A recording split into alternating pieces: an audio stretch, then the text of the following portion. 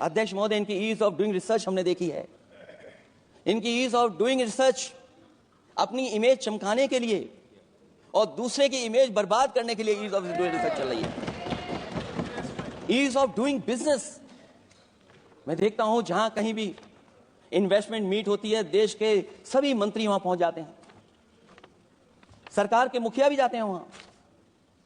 मुझे याद है उत्तर प्रदेश में सबसे बड़ा आयोजन हुआ था इन्वेस्टमेंट मीट का। न केवल इन्वेस्टमेंट मीट इन्वेस्टर्स को बुलाया गया था, बल्कि डिफेंस एक्सपो के भी कार्यक्रम कई हुए थे।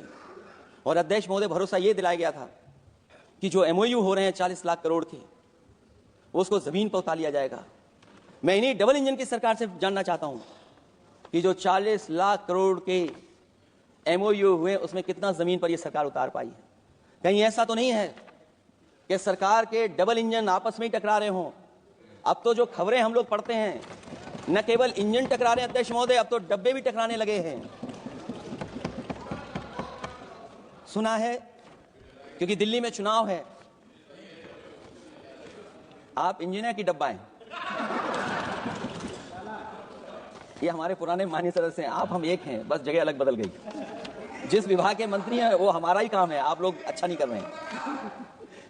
अध्यक्ष महोदय, दिल्ली का चुनाव है तो मैंने राष्ट्रपति जी के अभिभाषण में सुना कि यहां पर मेट्रो की जो दूरी है वो दुगनी कर दी गई है, पटरी दुगनी कर दी गई है, एक्सपेंशन हो गया है इतना। अध्यक्ष महोदय, मैं स्वीकार करता हूं दिल्ली का चुनाव है, एक्सपेंशन की बात करेंगे, लेकिन कभी आपने क्यूटो का नाम सुना है? आपने वेनिस का नाम सुना है?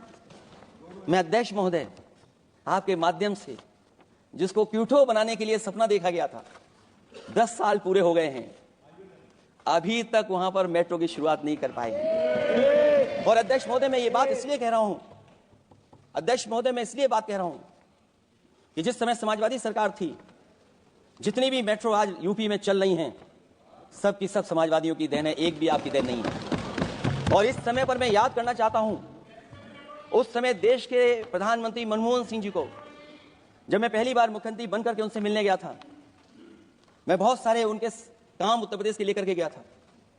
आज वो हमारे बीच नहीं है, लेकिन कम से कम उन्हें इसी बात से याद कर रहे हैं, जो जो मैंने काम उस समय दिए थे, एक एक काम उस समय के प्रधानमंत्री जी ने मेरा पूरा कर करके, और उसका परिणाम ये हुआ है अध्यक्ष महोदय, और उसका परिणाम ये हुआ है कि आज उत्तर प्रदेश में जितनी भी मेट्रो चल रही है, चाहे वो लखनऊ की हो, कानपुर की हो, आगरा की हो, नोएडा की हो, ग्रेटर नोएडा को जोड़ रही हो, दिल्ली को जोड़ रही हो।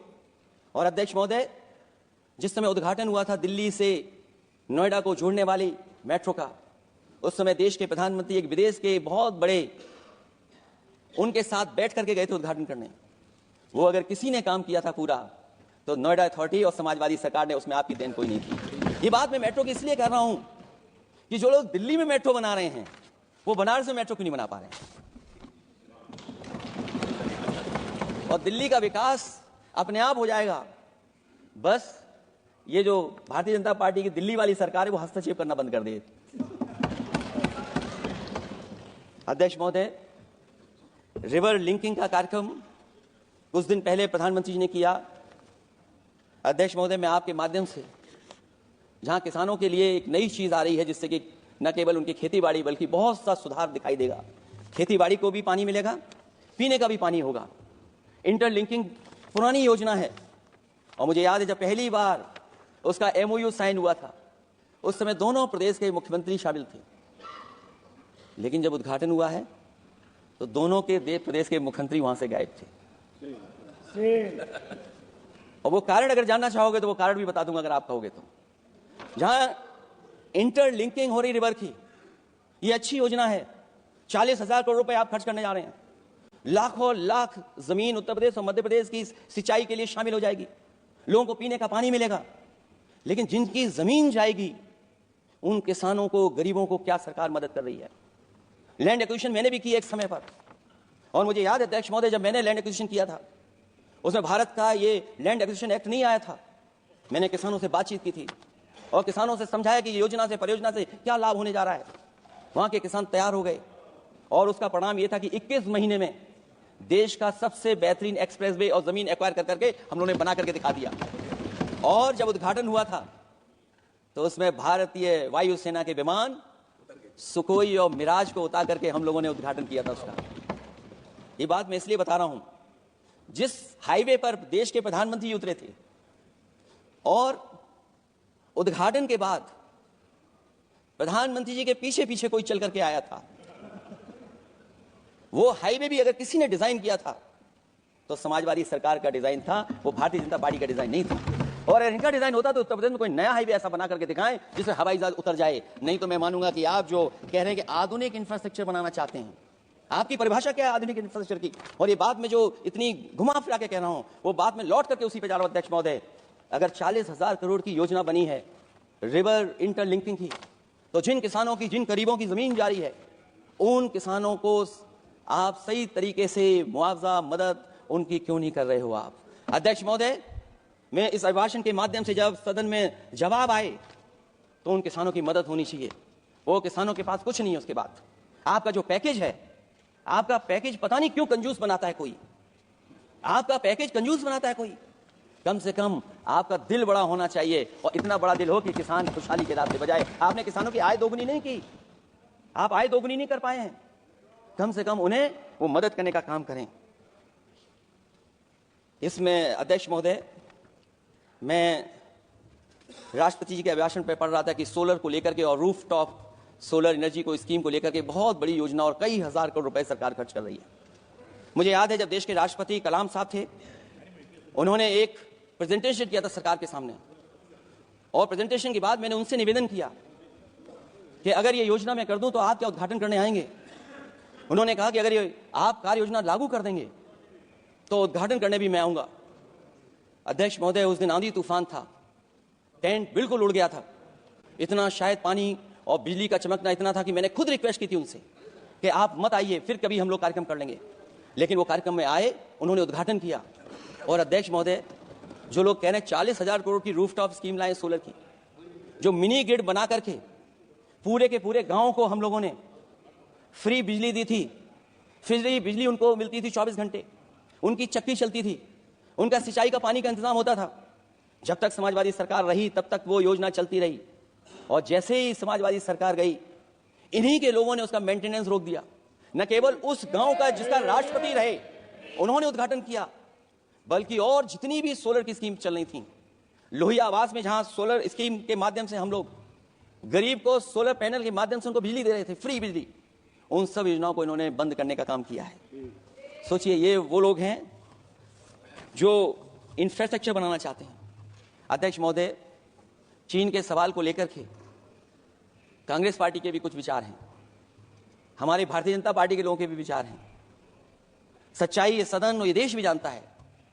एक समय पर हम लोगों ने बहुत लाखों लाख किलोमीटर की जमीन, लाखों लाख एकड़ की जमीन हम लोगों ने खोई, और अब उसी रास्ते पर भारतीय जनता पार्टी चल रही है।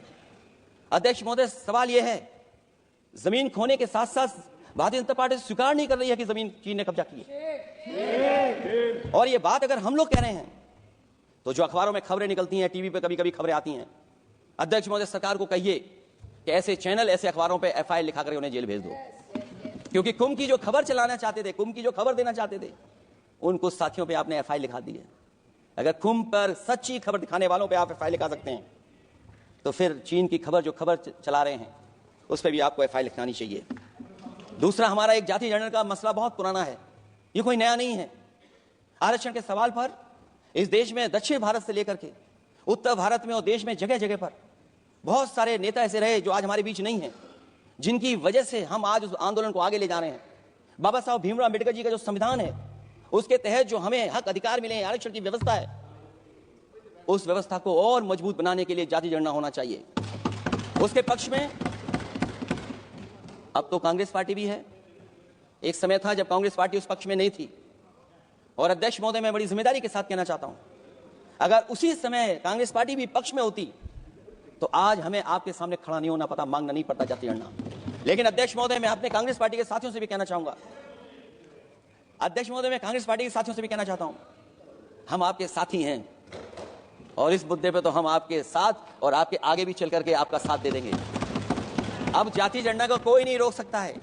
एक दिन ऐसा आएगा अध्यक्ष महोदय, एक दिन ऐसा आएगा, कोई टकराट नहीं है, आपके इंजन जैसे नहीं है। आपका एक इंजन अध्यक्ष महोदय, ये अध्यक्ष महोदय, हम तो, मुझे कभी कभी ये लगता है कि प्रधानमंत्री जी जितना अपने लोगों को ध्यान देकर के समझाते हैं, इतना ये समझते ही नहीं है। वो अध्यक्ष महोदय वो सबसे ज्यादा सोशल मीडिया के बारे में जानकारी रखते हैं। आप भी जानकारी रखा करो। अगर आप जानकारी रखोगे तो आपको सच्चाई पता लग जाएगी। एक इंजन ने नमस्कार नहीं किया था दूसरे इंजन को, अगर याद हो तो बताता जाए। और ये बात अगर छिपी हुई हो, ऑनरेबल मेंबर, अध्यक्ष महोदय, अभी तो मैंने शुरू नहीं किया, मेरा लिखा हुआ बहुत लंबा है। कंक्लूड करें, आप समाप्त करें प्लीज। और अध्यक्ष महोदय, एक सवाल और बड़ा उठा है नौकरी को लेकर के, रोजगार को लेकर के, और हमारे भारत की जो मैन्युफैक्चरिंग सेक्टर है उसको बढ़ावा कैसे दिया जाए। चीन जैसा देश केवल एक पे हमला नहीं कर रहा है अध्यक्ष महोदय, आपकी जमीन भी छीन रहा है और आपका बाजार भी छीन रहा है। और ये बात अगर गलत हो तो सरकार हमें बताए, वो आंकड़े दे। अगर कांग्रेस पार्टी का रास्ता था तो आपका रास्ता कांग्रेस पार्टी का क्यों है? अगर कांग्रेस पार्टी का वो रास्ता था तो आपका रास्ता क्यों है वो? मैं तो जानता हूं जिस दिन उनके सहयोगी साथी समझ लेंगे वो भी साथ छोड़ जाएंगे। दूसरा जो बात सवाल कहा गया है अध्यक्ष महोदय, जिस समय बाजार खोला गया, जिस समय हमारा व्यापार के लिए पूरा बाजार खोल दिया, हमसे ज्यादा वित्त को समझने वाले इकोनॉमिस्ट और बहुत सारे जानकार लोग वो मुझसे बेहतर समझते होंगे, लेकिन मैं ये बात समझता हूं कि जिस समय बाजार खोला गया उस समय ध्यान उतना हमारे देश की अर्थव्यवस्था पर नहीं रखा गया। अगर उसी समय पर मैन्युफैक्चरिंग सेक्टर को जिस जिम्मेदारी से रखना चाहिए था नहीं रखा गया, अगर उस समय रखा गया होता तो शायद अध्यक्ष महोदय हम लोग चीन से आगे निकल गए होते। आज चीन आ गए, हम लोग पीछे हैं। क्या आप इनको ज्ञान दे रहे हो क्या? अध्यक्ष महोदय, अपना रास्ता तो वही है, साइकिल वाला। इसलिए अध्यक्ष महोदय, अगर मेरा समय है अभी, क्योंकि मैं बहुत कुछ लेकर के आऊं। जहां तक इंफ्रास्ट्रक्चर की बात है, आप कहते हैं कि देश का आधुनिक इंफ्रास्ट्रक्चर बनेगा, न केवल उसके नागरिकों को एक बेहतर जीवन, देश की नई पहचान देता है, बल्कि देश को एक नया आत्मविश्वास भी देता है। अरे अगर ये बात सच है तो अध्यक्ष महोदय, मैं वो बात कहना चाहता हूं कि 2022 के चुनाव से पहले एक बुंदेलखंड एक्सप्रेस वे बनाया गया था और जिसकी तैयारी को लेकर के देश के प्रधानमंत्री गए थे। कितनी सजावट हुई थी, कितनी तैयारी हुई थी। जो हमारे बुंदेलखंड के साथी माननीय सदस्य चलते होंगे बुंदेलखंड के एक्सप्रेस वे पर, वो जानते होंगे। प्रधानमंत्री जी उद्घाटन करके गए, पानी बरस गया, बुंदेलखंड बह गया, एक्सप्रेस वे बह गया। और सोचिए अध्यक्ष महोदय, कब उद्घाटन किया था आपने? 22 में, और आज भी मेंटेनेंस चल रहा है उसमें। 22 के बाद से आज तक भी मेंटेनेंस चल रहा है। और कहीं अगर आपने जो गाड़ियां बाजार में ला दी हैं, जो बाजार में आजकल अध्यक्ष महोदय जो गाड़ियां आ गई हैं, अगर वो कहीं अपनी रफ्तार से चलेंगी तो या तो पेट दर्द होगा या कमर का दर्द होगा, दोनों में से एक के लिए तो इलाज जाना ही पड़ेगा। और वो कितने हजार करोड़ का बना? 14,000 करोड़ का। इसी तरह Gorakhpur link express way UP में 91 किलोमीटर। जो हमारे रोड की जानकारी रखते होंगे, एनएचआई की जानकारी रखते होंगे, वो जानते होंगे कि गोरखपुर लिंक जो 2022 में शुरू हो जाना चाहिए था, वो अभी तक शुरू नहीं हो पाया। वो 91 किलोमीटर का 7,283 करोड़ का बन रहा है। जो पूर्वांचल एक्सप्रेस वे कभी समाजवादी सरकार ने उसको डिजाइन किया, उसको सब कुछ आगे बढ़ाया, वो 340 किलोमीटर का 22,000 करोड़ के लगभग का बना है। लेकिन जहां तक मैं बना करके छोड़ गया वहां से आगे नहीं बढ़ा। और अगर वो बढ़ गया होता तो बिहार और बंगाल के लोगों के लिए बहुत रास्ता आसान हो जाता। इसी तरह एक गंगा एक्सप्रेस वे बन रहा है, जिसके बारे में सरकार ने ये कहा कि हम कुंभ से पहले शुरू कर देंगे, कुंभ से पहले गंगा एक्सप्रेस वे शुरू हो जाएगा। अध्यक्ष महोदय, वो नहीं शुरू हो पाया। मुझे लगता है जिस रफ्तार से वो काम हो रहा है, अगला जब अर्थ कुंभ आएगा तब तक ही बन पाएगा वो। ये बातें मैं इसलिए बोल रहा हूं अध्यक्ष महोदय, क्योंकि यूपी को, बिहार को दे दिया, हमें कोई तकलीफ नहीं है। बिहार भी तरक्की करे, हम भी साथ देंगे बिहार का, कोई तकलीफ नहीं है। लेकिन यूपी में अगर कोई भी एक भारत सरकार का एनएचआई का एक्सप्रेस वे आया हो तो बता दे। एक भी कोई एक्सप्रेस वे दिया हो तब जब देश के प्रधानमंत्री को 2 बार और नहीं तीसरी बार भी मौका दिया उत्तर प्रदेश ने। मैं अध्यक्ष महोदय आपका इशारा समझ रहा हूं। बाकी अध्यक्ष महोदय भाषण में अब बजट पे पढ़ दूंगा, मेरा बाकी भाषण बजट में होगा। मैं अपना भाषण खत्म करते हुए केवल इतना कहना चाहता हूं, मैं जो मेरे सुझाव आए हैं उन सुझावों को शामिल करे सरकार, और केवल प्रचार में न रहे सरकार। अध्यक्ष महोदय, मैं अपनी बात खत्म करने से पहले जो राष्ट्रपति जी ने कहा है, मैं भी सहमत हूं उससे। मैं उनकी सब लाइनें पढ़ना चाहता हूं। जो राष्ट्रपति महोदया जी ने कहा है मैं उससे सहमत हूं। हमारा हिंदुस्तान 140 करोड़ आबादी वाला देश है। हमारे यहाँ भिन्न भिन्न राज्य, भिन्न भिन्न क्षेत्र, भिन्न भिन्न भाषाएं हैं, परंतु एक राष्ट्र के रूप में हमारी एक ही पहचान है, हिंदुस्तान। और हमारा एक ही संकल्प है, एक ही लक्ष्य है, विकसित हिंदुस्तान। आने वाले वर्षों में देश को विकसित राष्ट्र बनाने के लिए हम सभी दृढ़ संकल्पित हैं। इस संकल्प में देश के शहीदों की प्रेरणाएं हैं, पूज्य बापू के मानवीय आदर्श हैं और सरदार पटेल जैसी मां भारती की संतान द्वारा हमें दिलाई गई एकता की शपथ है। हमें इन प्रेरणाओं को आगे रखते हुए एकता के इस समर्थ विकसित हिंदुस्तान के संकल्प को पूर्ण करना है। आइए हम एक बार फिर एकता के संकल्प को दोहराएं और हिंदुस्तान के सपनों को पूरा करने के लिए कटिबद्ध हों। जब हम साथ मिलकर बढ़ेंगे तो हमारी भावी पीढ़ियां 2047 में अवश्य विकसित, सशक्त, समर्थ, समृद्ध, सोशलिस्ट, सेकुलर, डेमोक्रेटिक हिंदुस्तान देखेगी। मैं इतनी ही बात कहते हुआ, क्योंकि 10 बजट आपने पेश किए हैं, वो आप समझ गए होंगे, आप समझ गए बात को जो मैं कह रहा हूं। अध्यक्ष महोदय, जो बात मैं कह रहा हूं वो बात वहां तक पहुंच गई है। उनके चेहरे बता रहे हैं कि बात वो पहुंच गई है। और मैं अपने अंत में बस यही कहूंगा, क्योंकि 10 बजट के बाद ये अभिभाषण सुन रहे हैं हम लोग, 11वां बजट आ गया है। बजट हो ऐसा जिसमें सबके लिए उम्मीदें हों, समृद्धि की दिवाली और खुशियों की ईद हो। बहुत बहुत धन्यवाद अध्यक्ष महोदय, मैं आपका धन्यवाद देता हूं और सभी माननीय सदस्यों का जिन्होंने सुनने का काम किया। बहुत धन्यवाद।